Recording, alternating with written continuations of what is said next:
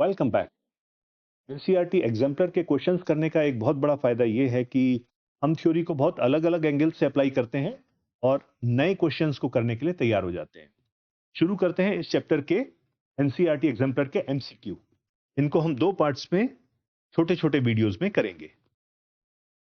पहला क्वेश्चन है, a person can not see distinctly objects kept beyond 2 meters. Defect can be corrected by using a lens of power. ये तो बड़ा clear है कि ये केस मायोपिया का है और इसको करेक्ट करने के लिए हमको यूज करना पड़ेगा कॉनकेव लेंस। जब आप चैप्टर पढ़ रहे थे तो आपने पढ़ा था कि इस केस में, मायोपिया के केस में, जो फार पॉइंट होता है एक मायोपिक आई का, वो होता है फोकल लेंथ के बराबर, focal length of the required concave lens. और क्योंकि ये कॉनकेव लेंस है तो इसका साइन होगा नेगेटिव और फोकल लेंथ जैसी दी हुई है -2 मीटर्स हो जाएगी। हमको पता है पावर फॉर्मूला होता है ये, इसको यूज करके हम पावर निकाल देंगे जो आएगी -0.5 डायप्टर। तो आपका सही ऑप्शन है B. Next question, student sitting on the last bench can read the letters written on the black board but is not able to read the letters written in his textbook. Which of the following statements is correct? दूर के objects साफ दिखाई दे रहे हैं, text book जो कि पास रखी हुई है उसको नहीं पढ़ पा रहे हैं। तो ये एक केस हुआ हाइपरमेट्रोपिया का। हाइपरमेट्रोपिया के केस में हमारी लॉन्ग साइट यानी हमारी दूर देखने की क्षमता वो ठीक होती है, लेकिन जो हमको पास के ऑब्जेक्ट्स हैं वो ब्लर्ड दिखाई देते हैं। अवर शॉर्ट साइट इज ब्लर्ड। एक नॉर्मल आई का नियर पॉइंट होता है 25 सेंटीमीटर, ये हमने चैप्टर में पढ़ा है। इसका मतलब यह है कि 25 सेंटीमीटर पर जो ऑब्जेक्ट्स रखे होते हैं उनको हम ठीक से देख पाते हैं। लेकिन इस केस में हमको पास में रखे हुए ऑब्जेक्ट्स हैं वो साफ नहीं दिख रहे हैं। इसका मतलब यह हुआ कि जो हमारा नियर पॉइंट है वो दूर चला गया है। जो ऑब्जेक्ट 25 सेंटीमीटर पर पहले रखा होता था और हम उसको साफ देख पाते थे, अब उसको हम साफ देख पा रहे हैं अगर वो हमसे थोड़ी दूर पर रखा हुआ है, यानी एक नॉर्मल आई के नियर पॉइंट से दूर रखा हुआ है। इसका मतलब यह हुआ कि हमारा जो नियर पॉइंट है वो दूर चला गया, it has receded away. And so answer A is correct. Question number 3.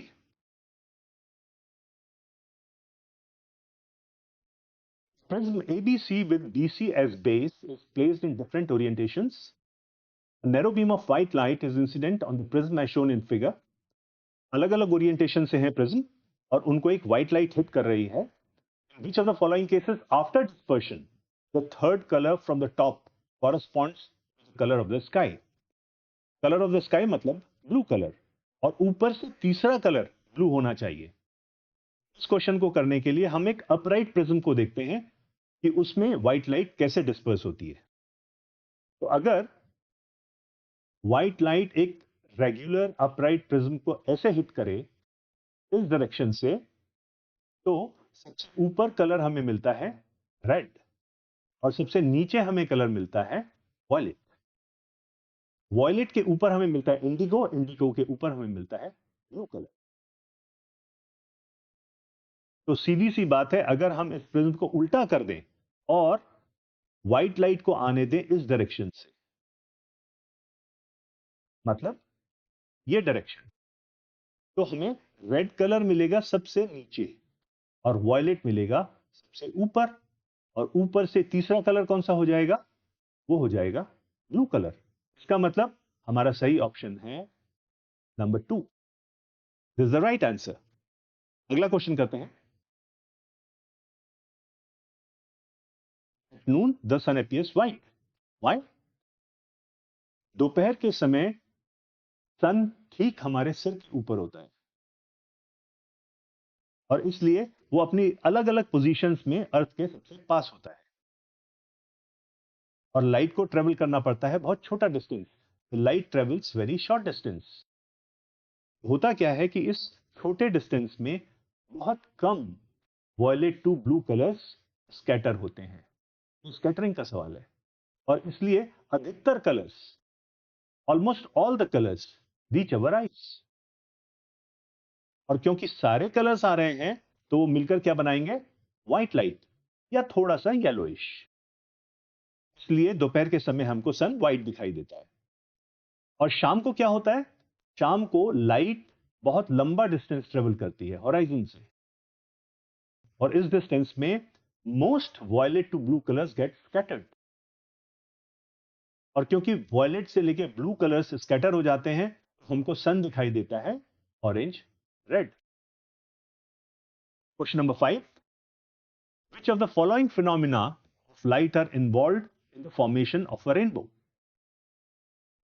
जो फिनोमिना दिए गए हैं उसमें रिफ्लेक्शन दिया गया है, रिफ्रैक्शन दिया गया है, डिस्पर्शन, स्कैटरिंग। इन्होंने सारे फिनोमिना दे दिए हैं। हमको चूज करना है कि कौन से फिनोमिना इन्वॉल्व होते हैं रेनबो फॉर्मेशन में। इसके लिए हम सबसे पहले देखते हैं अपने डायग्राम को। ये देखिए, सनलाइट आती है यहां से,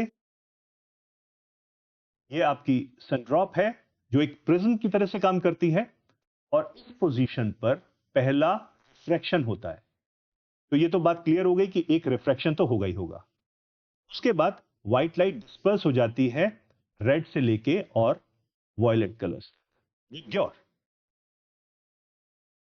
और ये सारे कलर्स ऑपोजिट सरफेस पर, इस सरफेस पर हिट करते हैं जहां वो रिफ्लेक्ट हो जाते हैं। अब यहां पर थोड़ी सी कंट्रोवर्सी है। कुछ लोग कहते हैं कि यहां पर टोटल इंटरनल रिफ्लेक्शन होता है, जैसा कि हमने चैप्टर में भी पढ़ा था। कुछ लोग कहते हैं यहां पर कुछ लाइट रेज का टोटल इंटरनल रिफ्लेक्शन होता है, और बहुत सारी रेज ऐसी होती हैं जिनका पार्शियल इंटरनल रिफ्लेक्शन होता है। यह कंट्रोवर्सी थोड़ी सी है। रिफ्लेक्ट होने के बाद में ये कलर्स फिर से एक बार इस सरफेस को हिट करते हैं and they get refracted again, और यहां पर बन जाता है रेनबो। तो ये जो कंट्रोवर्सी है इसको हम समझते हैं। जब हमने चैप्टर पढ़ा था तो हमने फॉर्मेशन ऑफ रेनबो में बताया था कि रिफ्लेक्शन होता है सबसे पहले, उसके बाद डिस्पर्शन होता है, डिस्पर्शन के बाद टोटल इंटरनल रिफ्लेक्शन होता है। तो ये हमने, this is what we had learned in our chapter video, but actual situation थोड़ी अलग है। एक्चुअल सिचुएशन क्या है कि कुछ rays, some of the rays, they suffer total internal reflection, most suffer partial internal reflection, और जो कि सफिशिएंट होता है, adequate to form a rainbow. ये एक्चुअल सिचुएशन है। हमने कंट्रोवर्सी के बारे में भी यहां लिखा है, पढ़ लेते हैं। Although contrasting views are expressed across various discussions, most hold the view that it is not the total internal reflection TIR, but partial internal reflection that can be attributed to rainbow formation. और partial internal reflection को हम internal reflection ही बोल देते हैं। तो हमारे answer के लिए एक रिफ्रैक्शन हुआ, एक इंटरनल रिफ्लेक्शन हुआ, और एक डिस्पर्शन हुआ। ये तीन फिनोमिना जरूरी हैं रेनबो बनाने के लिए। आप इसको स्कैटरिंग से कंफ्यूज ना करें, इसके लिए हमने स्कैटरिंग के बारे में भी एक नोट यहां पर डाल दिया है। चलिए पढ़ते हैं।